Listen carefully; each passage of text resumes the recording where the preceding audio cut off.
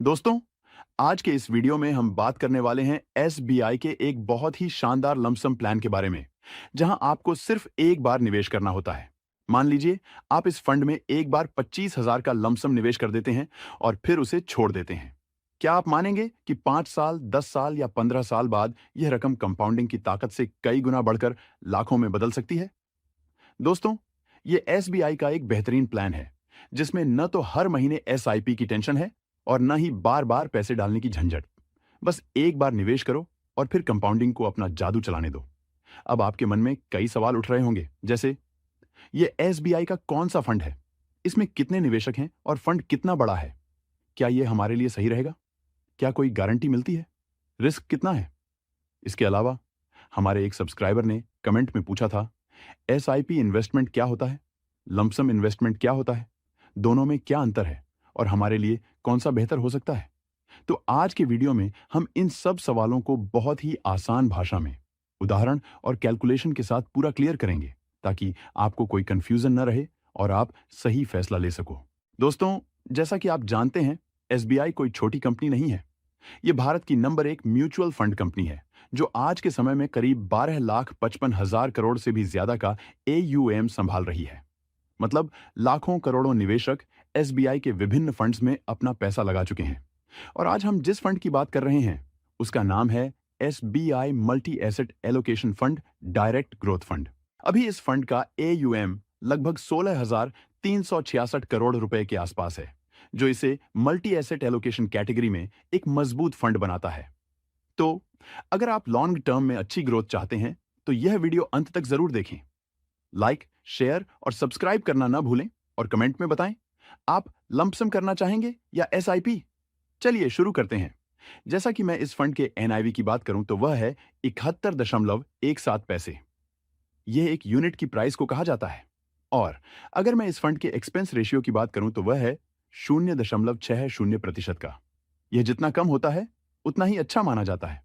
अगर हम इसके एग्जिट लॉट की बात करें, तो अगर आप अपनी निवेश राशि के 10% से ज्यादा यूनिट्स को 12 महीने के अंदर रिडीम करते हैं, तो उस पर 1% का एग्जिट लॉट लगाया जाएगा। 12 महीने के बाद रिडीम करने पर कोई भी एग्जिट लॉट नहीं देना पड़ेगा। इसका जो फंड साइज है, वह है 16,366 करोड़ रुपए का। मतलब कि लाखों करोड़ों लोगों ने इस फंड में अपना पैसा इन्वेस्टमेंट किया हुआ है। और जैसा कि आप जानते हैं कि फंड जितना बड़ा होता है, उतना ही वह भरोसेमंद और ट्रस्टेबल भी कहलाता है। इस फंड ने अपने बेंचमार्क को मल्टी एसेट एलोकेशन इंडेक्स के रूप में यह फॉलो करता है। लेकिन ध्यान रहे, यह म्यूचुअल फंड रिस्कोमीटर के अकॉर्डिंग वेरी हाई रिस्क की कैटेगरी पर आता है। इसीलिए किसी भी फंड में निवेश करने से पहले एक बार खुद से अच्छे तरीके से रिसर्च करें और जरूरत पड़े तो अपने वित्तीय सलाहकार से सलाह लेकर ही निवेश करें। अब आइए जानते हैं कि आप कैसे इसमें इन्वेस्टमेंट कर सकते हैं। तो अगर आप एसआईपी के माध्यम से निवेश करना चाहते हैं, तो मिनिमम इन्वेस्टमेंट है 500 रुपए। और अगर आप लमसम के माध्यम से निवेश करना चाहते हैं, तो मिनिमम इन्वेस्टमेंट है 5,000 रुपए। मैक्सिमम इन्वेस्टमेंट की यहां पर कोई लिमिट नहीं है, आप जितना चाहे उतना कर सकते हैं। अब आपके सवाल हैं कि सर, एसआईपी इन्वेस्टमेंट ज्यादा बढ़िया होता है या फिर लमसम इन्वेस्टमेंट? अक्सर लोग इसमें बहुत ज्यादा कंफ्यूज होते हैं और राइट डिसीजन नहीं ले पाते। तो सबसे पहले हम बात करते हैं एसआईपी की। एसआईपी का मतलब होता है सिस्टमैटिक इन्वेस्टमेंट प्लान। इसमें आप हर महीना एक फिक्स अमाउंट म्यूचुअल फंड में इन्वेस्ट करते हो, चाहे मार्केट ऊपर हो या फिर नीचे हो। इन्वेस्टमेंट रेगुलर चलते रहता है। इसका सबसे बड़ा फायदा यह होता है कि आप मार्केट टाइमिंग के स्ट्रेस से बच जाते हो। जब मार्केट नीचे होता है, तब आपको ज्यादा यूनिट्स मिलते हैं, और जब मार्केट ऊपर होता है, तब आपको कम यूनिट्स मिलते हैं। लॉन्ग टर्म में यह प्रोसेस आपके एवरेज बाइंग प्राइस को बैलेंस कर देता है, जिसे रूपी कॉस्ट एवरेजिंग कहते हैं।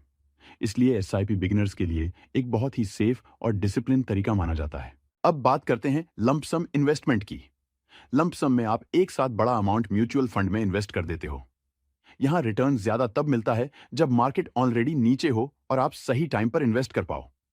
इसलिए लंप सम उन इन्वेस्टर के लिए बेहतर साबित होता है जिनको मार्केट का एक्सपीरियंस होता है, जो वैल्यूएशन को समझते हैं और शॉर्ट टर्म वॉलेटिलिटी को हैंडल कर सकते हैं। अगर मैं इसे एग्जाम्पल के साथ समझाऊं, तो मान लो आपके पास 5 लाख रुपए हैं इन्वेस्ट करने के लिए। अगर आप ये पूरा पैसा एक ही दिन मार्केट के टॉप पर इन्वेस्ट कर देते हो, तो शॉर्ट टर्म में रिटर्न नेगेटिव भी बन सकता है। लेकिन अगर वही पैसा एसआईपी के थ्रू थोड़े थोड़े करके इन्वेस्टमेंट किया जाए, तो मार्केट के अप्स एंड डाउन का इंपैक्ट काफी हद तक कम हो जाता है। इसका मतलब यह नहीं है कि एसआईपी हमेशा बेहतर है और लंप सम हमेशा गलत साबित होता है। दोनों का यूज सिचुएशन के और इन्वेस्टर के एक्सपीरियंस पर डिपेंड करता है। अगर आप रेगुलर इनकम कमा रहे हो और लॉन्ग टर्म वेल्थ बनाना चाहते हो तो एसआईपी आपके लिए एक बेहतर ऑप्शन हो सकता है। और अगर आपके पास एक साथ पैसा अवेलेबल पड़ा हुआ है, मार्केट की आपको अच्छी अंडरस्टैंडिंग है और आपके पास पेशेंस भी है, तो लंप सम इन्वेस्टमेंट आपके लिए बेहतर रिटर्न कमा कर दे सकता है।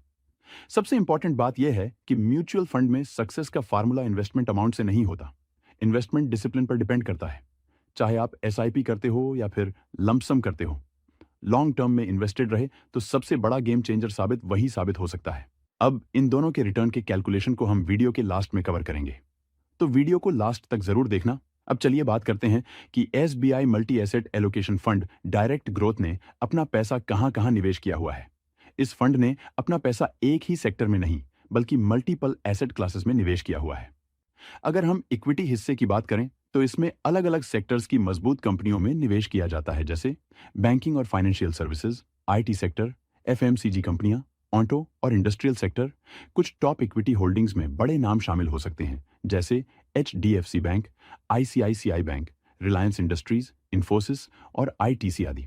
डेट हिस्से में फंड सरकारी बॉन्ड्स, कॉरपोरेट बॉन्ड्स और मनी मार्केट इंस्ट्रूमेंट्स में निवेश करता है, जिससे पोर्टफोलियो में स्थिरता आती है। वहीं गोल्ड में निवेश करने से यह फंड इन्फ्लेशन और मार्केट वॉलेटिलिटी से बचाव का काम करता है।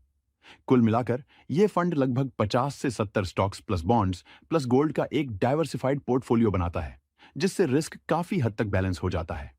इस फंड की सबसे बड़ी खासियत यही है कि यह डाइवर्सिफिकेशन देता है।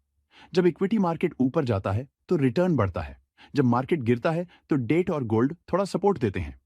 इसलिए जैसे जैसे भारत की इकोनॉमी ग्रो करेगी वैसे वैसे इक्विटी से ग्रोथ मिलेगी, डेट से स्टेबिलिटी मिलेगी, जिससे आपका निवेश समय के साथ स्मूथ कंपाउंडिंग करता है। लेकिन ध्यान रखें, हालांकि ये फंड सेक्टर स्पेसिफिक नहीं है, फिर भी इसमें मार्केट रिस्क रहता है। इक्विटी में उतार चढ़ाव, इंटरेस्ट रेट बदलाव और गोल्ड प्राइस फ्लक्चुएशन का असर पड़ सकता है। इसलिए इसमें निवेश हमेशा मिड टू लॉन्ग टर्म यानी कम से कम 3 से 5 साल या उससे ज्यादा के लिए करना बेहतर माना जाता है। अगर हम इसके होल्डिंग एनालिसिस को देखें तो इक्विटी लगभग 60% प्लस, डेट लगभग 20% प्लस, गोल्ड स्लैश कमोडिटी लगभग 10 से 15% और कैश करीब 2 से 3% के आसपास रहता है। अब चलिए हम जानते हैं कि इस फंड ने अपने पास्ट में कैसा परफॉर्मेंस किया हुआ है। तो यहां पर हम इस फंड के लंपसम इन्वेस्टमेंट के रिटर्न को देखेंगे और इसके रोलिंग रिटर्न्स को समझेंगे।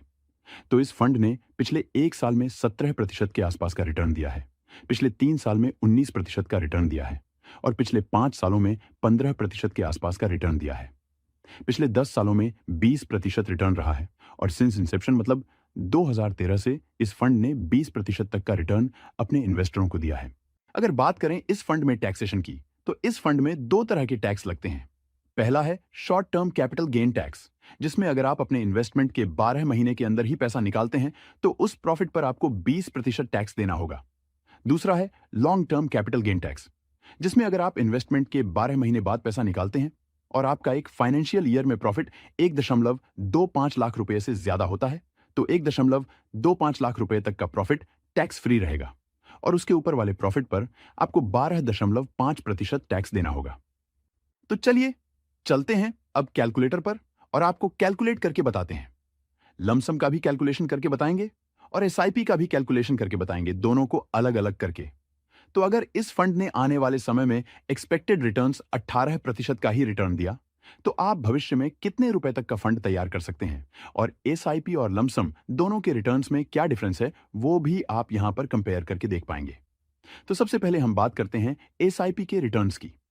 तो अगर आप सिर्फ 1000 रुपए की मंथली एसआईपी 5 सालों तक करते हैं तो आपका एक्सपेक्टेड रिटर्न्स होगा लगभग 34,009 रुपए तक का और आपके लगभग फाइनल पैसे की वैल्यू होगी 94,009 रुपए तक की। अगर आप 1000 रुपए की एसआईपी को अगले 10 साल तक करते हैं तो आपका एक्सपेक्टेड रिटर्न्स होगा 1,89,080 रुपए तक का और आपके लगभग फाइनल पैसे की वैल्यू हो सकती है 3,09,080 रुपए तक की।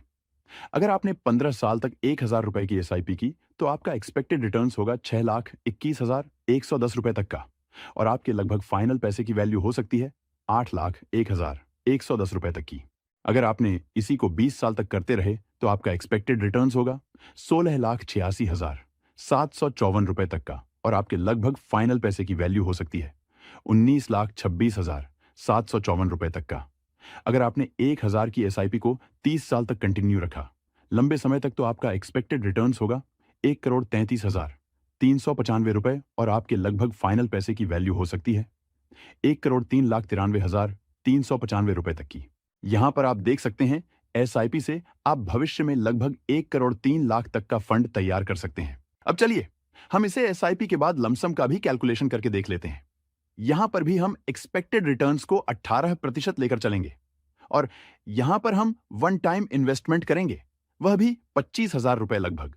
तो अगर आपने 5 सालों के लिए किया तो आपका एक्सपेक्टेड रिटर्न्स होगा 32,194 तक का और आपके लगभग फाइनल पैसे की वैल्यू हो सकती है 57,194 रुपए तक की। अगर आपने 10 सालों के लिए किया तो आपका एक्सपेक्टेड रिटर्न्स होगा लगभग 1,05,846 रुपए तक का और आपके लगभग फाइनल पैसे की वैल्यू हो सकती है 1,30,846 रुपए तक की।